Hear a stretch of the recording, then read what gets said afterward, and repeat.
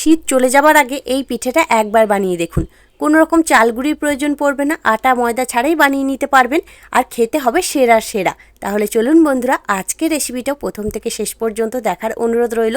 তার জন্য দেখুন গ্যাস জ্বালিয়ে কড়াই বসিয়ে দিয়েছি। এদিকে নিয়ে নিয়েছি 1 বাটি মতো আখের গুড়। এখানে আখের গুড় আমি ব্যবহার করছি, আপনারা চাইলে খেজুরের গুঁড়ও দিতে পারেন, আবার চিনিও ব্যবহার করতে পারেন। ওই বাটিরই 1 বাটি মতো জল দিয়ে দিচ্ছি। এবার নেড়ে চেড়ে এই গুড়টাকে একটু জলের সাথে মিশিয়ে নেব, আর এটাকে একটু ফুটিয়ে নেব। তাহলে কি হবে, আখের গুড়ের যে একটা গন্ধ থাকে সেই গন্ধটা কিন্তু চলে যাবে। দেখুন খুব ভালোভাবে কিন্তু আমি এটাকে ফুটিয়ে নিয়েছি। এবার গ্যাসটা অফ করে এটাকে সাইডে সরিয়ে আমি রেখে দেবো একটু ঠান্ডা হওয়ার জন্য। এদিকে গ্যাস জ্বালিয়ে একটা ফ্রাই প্যান বসিয়ে দিয়েছি। এর মধ্যে দিয়ে দিচ্ছি 1 চামচ মতো ঘি।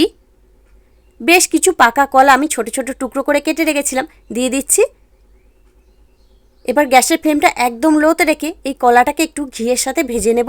নেড়েচেড়ে একটু ভেজে নিলে কলাটা বেশ সুন্দর একটা নরম হয়ে যাবে, আর ঘিয়ের একটা ফ্লেভারও আসবে। আপনারা কিন্তু চাইলে সাদা তেল দিয়েও এটাকে ভেজে নিতে পারেন। বেশ খানিকক্ষণ একটু সময় নিয়ে এই কলাগুলোকে নেড়েচেড়ে একটু ভেজে নিচ্ছি। দেখুন কলাগুলো কিন্তু অনেকটাই নরম হয়ে গেছে। এবার এর মধ্যে দিয়ে দিচ্ছি ছোট বাটির 1 বাটি মতো নারকেল কোড়া। এখানে আমি ফ্রেশ নারকেল কোড়াটাই ব্যবহার করছি। আপনাদের কাছে যদি ফ্রেশ নারকেল কোড়া না থাকে, ড্রাই কোকোনাটও এখানে ব্যবহার করতে পারেন, কোনো অসুবিধা নেই। সুন্দর একটা ফ্লেভারের জন্য 2টো এলাচ একটু মুখ ফাটিয়ে নিয়েছি, দিয়ে দিলাম। আর অল্প একটু লবণও দিয়ে দিচ্ছি। যে কোনো মিষ্টি জিনিসে একটু লবণ দেবেন, তাহলে কিন্তু মিষ্টির স্বাদটা অনেক সুন্দর হয়ে যায়। এবার এটাকেও গ্যাসের ফ্লেমটা লোতে রেখি একসাথে একটু এই নারকেল আর কলাটাকে একটু নেড়েচেড়ে মিশিয়ে নেব। বেশ খানিকক্ষণ এটাকেও নেড়েচেড়ে নিয়েছি। এদিকে নিয়েছি দেখুন 1 বাটি মতো সুজি। সুজিটাকে আমি দিয়ে দিচ্ছি। সুজিটা দেওয়া হয়ে গেলে এই সব কিছুকে একসাথে একটু নেড়েচেড়ে মিশিয়ে নেবেন। এতে বেশ সুজিটাও ভাজা হয়ে যাবে, আর কলাটার মধ্যে যদি কোনো রকম দলা অংশ থেকে থাকে সেটাও কিন্তু নরম হয়ে যাবে। একটু সময় নিয়ে এটাকে নেড়েচেড়ে ভেজে নিতে হবে। আর আপনারা যদি মনে করেন এই সময় কিন্তু আরেকটু ঘিও ব্যবহার করতে পারেন। সব কিছুকে একসাথে একটু মিশিয়ে নিয়েছি।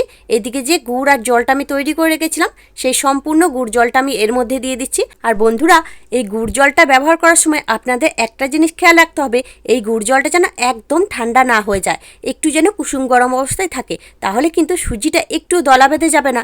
আর যদি এটা ঠান্ডা অবস্থায় ব্যবহার করা হয়, তাহলে কিন্তু দেওয়ার সাথে সাথে এই সুজিটা দলা বেঁধে যেতে পারে। তাই যদি ঠান্ডা হয়ে যায়, এটাকে কিন্তু একটু কুসুম গরম অবস্থায় করে নিতে পারেন। এটাকে এবার অনবরত নাড়তে থাকবো। এতে সুজিটা বেশ সিদ্ধ হয়ে যাবে, আর একটা মসৃণ ডোয়ে পরিণত হয়ে যাবে। ততক্ষণ পর্যন্ত এটাকে লো ফ্লেমে নাড়াচাড়া করে নেব। বেশ খানিকক্ষণ নাড়াচাড়া করে নিয়েছি। এদিকে আমি কিছু কাজু আর কিশমিশ একটু ঘি দিয়ে ভেজে রেখেছিলাম, সেটা আর আপনাদের দেখানো হয়নি, দিয়ে দিচ্ছি। আমি এখানে কাজু কিশমিশ ব্যবহার করেছি, আপনারা কিন্তু যে কোনো ড্রাই ফ্রুটস এখানে ব্যবহার করতে পারেন। যদি ড্রাই ফ্রুটস না থাকে, না দিলেও কিন্তু চলবে, কোনো অসুবিধা নেই। এবার কাজু কিশমিশটা দিয়েও এগুলোকে সব কিছু একসাথে একটু নেড়েচেড়ে মিশিয়ে নেব। আর যেহেতু ডোটা এখন অনেকটা নরম আছে, তাই এটাকে আরেকটু শক্ত করে নেব। দেখুন বন্ধুরা, আমার কিন্তু ডোটা তৈরি হয়ে গেছে, দেখেই বুঝতে পারছেন একদম প্যানের গা থেকে ছেড়ে আসছে। ঠিক এইভাবে করে নিতে হবে। এবার এটাকে নামিয়ে ঠান্ডা হতে দিচ্ছি। ডোটাকে নামিয়ে নিয়েছি। এবার ডোটাকে সাইডে সরিয়ে দিচ্ছি। আর দেখুন, আমি কলা পাতাকে ছোট ছোট টুকরো করে একটু আগুনে ঝলসে নিয়েছিলাম, দিয়ে ওপর থেকে ঘি ব্রাশ করে দিয়েছি। আমি এই কলা পাতাতেই আজকে পিঠেগুলো তৈরি করব। আর বন্ধুরা, পাতাটাকে অবশ্যই একটু ঝলসে নেবেন, না হলে কিন্তু পাতাগুলো মোড়ানো যাবে না। এবার ওই সুজির ডোটা থেকে অল্প অল্প করে নিয়ে এই পাতার মধ্যে আমি লম্বাভাবে দিয়ে দিচ্ছি। বন্ধুরা, এই পাতার ওপরে কিন্তু একটু ঘি বা সাদা তেল একটু ব্রাশ করে দেবেন, না হলে কিন্তু পিঠেটা সহজে উঠে আসবে না, পাতার গায়েই লেগে যাবে। আর ঘি দিলে এই পিঠেটার মধ্যে সুন্দর একটা ফ্লেভারও আসবে, খেতেও কিন্তু খুবই ভালো লাগবে। দেখুন লম্বাভাবে দিয়ে দিয়েছি। এবার হাত দিয়ে এটাকে একটু সমান করে দিচ্ছি। আমার যতটা প্রয়োজন ততটা আমি দিয়ে দিচ্ছি। আপনারা যদি এর থেকে বড় করে বানাতে চান, তাহলে কিন্তু পাতাটা আরেকটু বড় নিয়ে নেবেন, আর ডোটা আরেকটু দিয়ে দেবেন। দেখুন সমান করে একদম সমানভাবে বসিয়ে দিয়েছি। এবার পাতাটাকে আমি মুড়িয়ে দেব। লম্বাভাবে মুড়িয়ে দিচ্ছি পাতাটাকে, এপিট ওপিট করে। দেখুন সুন্দরভাবে দুটো মুখকেও মুড়িয়ে দিচ্ছি। দেখুন একটা পিঠা কিন্তু আমার তৈরি হয়ে গেল, কত সুন্দর হয়ে গেছে দেখুন। এবার এটাকে রেখে দিচ্ছি। আর একটা আপনাদের তৈরি করে দেখিয়ে দিচ্ছি। এই পাতাটার মধ্যেও কিন্তু আমি একটু ঘি ব্রাশ করে দিয়েছিলাম আগে থাকতে, দিয়ে ওই ডোটা থেকে নিয়ে আবারও লম্বাভাবে দিয়ে দিচ্ছি। আমার 1 বাটি সুজি দিয়ে প্রায় 4টে মতো এই পিঠা তৈরি হয়েছিল। দেখুন এটাকেও এবার হাত দিয়ে সমান করে দিচ্ছি।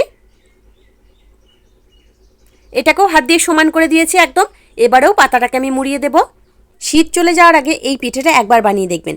আর বন্ধুরা, এই পিঠেটা খাওয়ার জন্য কিন্তু শীতের প্রয়োজন পড়বে না, আপনারা কিন্তু সারা বছরই বানিয়ে খেতে পারবেন। কোনো রকম চাল গুঁড়ানোর ঝামেলা নেই, আটা ময়দা কিছুই লাগবে না, অল্প একটু সুজি দিয়ে তৈরি করে নিতে পারবেন। দেখুন এটাও আমার তৈরি হয়ে গেছে। এইভাবে সবগুলোকে তৈরি করে নিচ্ছি। সব পিঠাগুলো একইভাবে তৈরি করে নিয়েছি। এদিকে গ্যাসের মধ্যে অল্প একটু কড়াইয়ে জল গরম হতে দিয়েছিলাম। এরকম একটা ছিদ্রযুক্ত থালার মধ্যে পিঠেগুলো দিয়ে চাপা দিয়ে মিডিয়াম ফ্লেমে 10 মিনিট হতে দিচ্ছি। 10 মিনিট হয়ে গেছে, চাপাটা আমি খুলে দিচ্ছি। দেখুন সুন্দরভাবে পিঠেগুলো আমার তৈরি হয়ে গেছে, পাতার কালার কিন্তু চেঞ্জ হয়ে গেছে। এবার এটাকে নামিয়ে ঠান্ডা হতে দিচ্ছি। পিঠেগুলোকে আমি নামিয়ে নিয়েছি, একটু ঠান্ডাও করে নিয়েছি, এখনও কিন্তু কুসুম গরম অবস্থায় আছে। দেখুন সব পিঠেগুলো কিন্তু সুন্দরভাবে সেট হয়ে গেছে, পাতার কালারটা একদম কিন্তু চেঞ্জ হয়ে গেছে। এবার একটা পিঠে আপনাদের আমি খুলেও দেখিয়ে দিচ্ছি যে কতটা সুন্দর হয়েছে। দেখুন বন্ধুরা কতটা সুন্দর হয়েছে, দেখতে যতটা সুন্দর খেতে কিন্তু তার থেকেও সুন্দর। আর বানানোও কিন্তু খুবই সহজ, কোনো ঝামেলাই নেই, অল্প সময়ের মধ্যে বানিয়ে নিতে পারবেন। আর খেতে কিন্তু সেরার সেরা।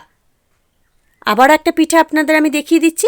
বন্ধুরা এখানে আমি 4টে পিঠা তৈরি করেছি, তার থেকে আমি 2টো পিঠা আপনাদের খুলে দেখিয়ে দিচ্ছি, আর 2টো আমি রেখে দেবো, গরম গরম আমি পরিবেশন করব। দেখুন এটাও কতটা সুন্দর হয়েছে।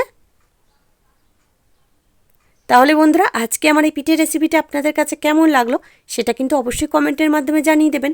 দেখে যদি একটু ভালো লেগে থাকে, আপনি যদি নতুন বন্ধু হয়ে থাকেন, একটা লাইক দিয়ে চ্যানেলটিকে সাবস্ক্রাইব করে নেওয়ার অনুরোধ রইল।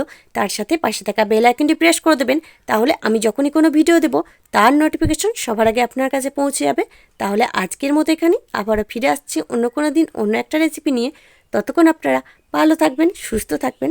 ধন্যবাদ।